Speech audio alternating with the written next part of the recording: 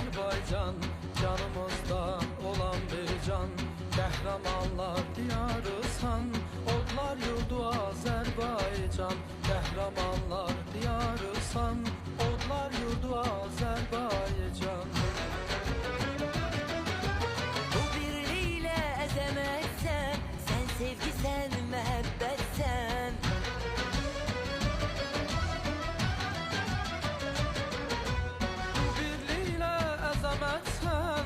Sevgisen, məhəbbətsən. Millətlere kucak açan, ey mehriban Azerbaycan. Millətlere kucak açan, ey mehriban Azerbaycan. Can vermişik canımızdan, kan vermişik kanımızdan. Can vermişik canımızdan, kan vermişik kanımızdan.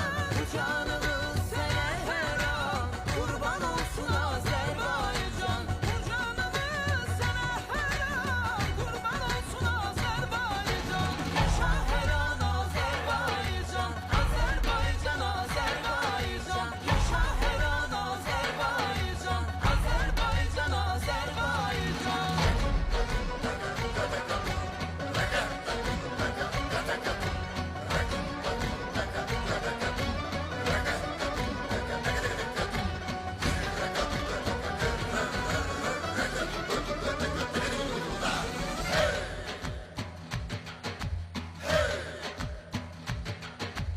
Azerbaycan güzel diyar, sende gurur, sende vüqar. Şöhretinle, güdretinle bütün dünya seni duyar. Şöhretinle, güdretinle bütün dünya seni duyar. Bu birliğiyle əzəmətsən, sen sevgisən, məhəbbətsən.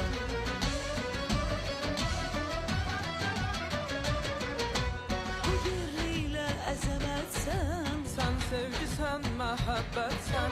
millətlere kucak açan, ey mehriban Azerbaycan. Millətlere kucak açan,